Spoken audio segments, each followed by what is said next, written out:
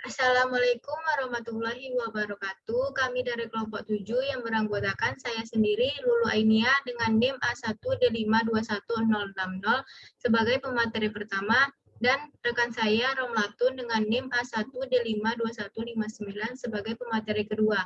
Baiklah, topik yang akan kami bahas mengenai pengembangan konsep pengambilan keputusan di dalam sistem informasi manajemen. Materi pertama mengenai kerangka dasar pengambilan keputusan. Dalam manajemen pengambilan keputusan, memegang peranan yang sangat penting, karena keputusan yang diambil oleh manajer merupakan hasil pemikiran akhir yang harus dilaksanakan oleh bawahannya tahu mereka yang bersangkutan dengan organisasi yang ia pimpin. 3 tahap pengambilan keputusan dalam hubungannya dengan SIM. Yang pertama, pemahaman, yang kedua, perancangan, yang ketiga, pemilihan. Materi yang kedua mengenai faktor yang mempengaruhi pengambilan keputusan. Yang pertama, internal, yang kedua, eksternal, yang ketiga, ketersediaan informasi yang diperlukan. Seberapa banyaknya informasi yang ada atau seberapa lengkap dan akuratnya informasi yang didapatkan untuk menjadi pertimbangan dalam pengambilan keputusan yang tepat. Yang keempat, kepribadian dan kecakapan pengambilan keputusan. Dalam faktor ini, dibutuhkan kebijaksanaan dan ketegasan dalam mengambil keputusan dengan tidak bersifat merugikan. Yang kelima, pengalaman. Pengalaman seorang pembuat keputusan adalah hal yang sangat penting, karena banyaknya pengalaman orang tersebut, maka ia akan berani dalam menentukan keputusan. Hal ini juga berkaitan terhadap keahlian yang dimiliki oleh pemimpin atau anggota karena pengalaman yang pernah dialaminya. Pengalaman juga dapat dijadikan suatu pelajaran dalam mengambil keputusan yang tepat bagi organisasi. Materi yang ketiga mengenai pengambilan keputusan dalam berbagai kondisi. Secara umum, informasi yang masuk kadangkala terjadi dalam berbagai kondisi, seperti kondisi pasti, kondisi tidak pasti, dan kondisi konflik. Dalam kondisi pasti, proses pengambilan keputusan yang dilakukan adalah berlangsung tanpa ada banyak alternatif. Keputusan yang diambil sudah jelas pada fokus yang dituju. Pada kondisi tidak pasti, proses lahirnya keputusan lebih sulit atau lebih kompleks, dalam artian keputusan yang dibuat belum diketahui nilai probabilitas atau hasil yang mungkin diperoleh. Itu saja penyampaian dari saya. Materi selanjutnya akan disampaikan kepada pemateri kedua oleh Romlatun.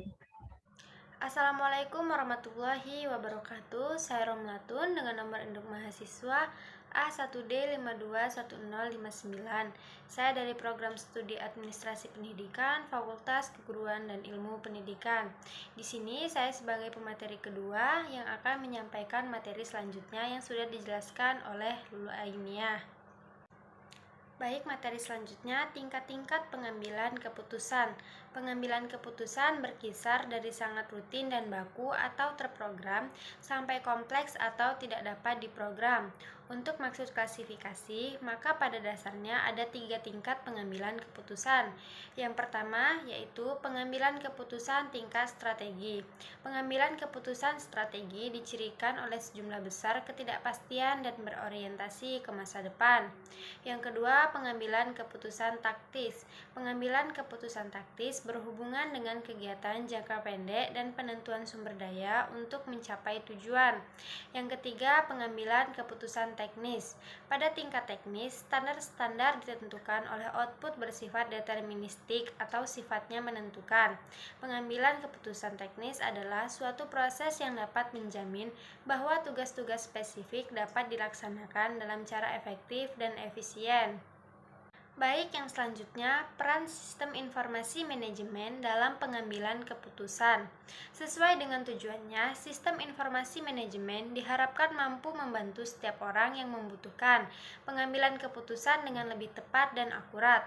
Namun disadari bahwa dengan berbagai peran yang dimiliki dalam aktivitas yang dilaksanakannya, setiap orang berusaha untuk dapat memenuhi tugas dan tanggung jawab yang dibebankan kepadanya dengan baik.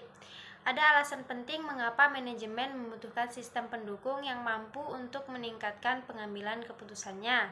Yang pertama, keputusan untuk membangun sistem informasi yang dapat memenuhi kebutuhan manajemen tingkat atas. Dengan hanya mengandalkan sistem informasi manajemen tanpa bantuan sistem pendukungnya, sulit bagi manajemen terutama di tingkat atas untuk mengambil keputusan yang strategis. Hal ini disebabkan karena umumnya pengambilan keputusan yang strategis tersebut lebih bersifat kebijakan dengan dampak luas dan atau pada situasi yang tidak terstruktur. Yang kedua, kebutuhan untuk menciptakan pelaporan dan proses pengambilan keputusan yang memiliki arti atau makna. Manajemen di sini didorong untuk bagaimana mengembangkan pelaporan yang lebih baik lagi untuk pengukuran kinerja aktivitas yang dilaksanakannya dan menginformasikan berbagai tipe pengambilan keputusan yang baru. Yang ketiga, untuk melengkapi sistem informasi manajemen yang tersedia adalah karena sistem ini tentunya akan lebih mempercepat perhitungan. Banyak sistem pendukung yang tersedia dan mampu melengkapi sistem informasi manajemen yang ada. Beberapa sistem pendukung yang akan dibahas di sini diantaranya adalah yang pertama, sistem pendukung pengambilan keputusan atau decision support system. Yang kedua, sistem kelompok pendukung pengambilan keputusan atau group decision support system. Yang ketiga, sistem pendukung pengambilan keputusan eksekutif atau executive support system. Yang keempat, sistem pakar atau expert system. Keempat sistem pendukung tersebut dapat mendukung pengambilan keputusan dengan sejumlah cara.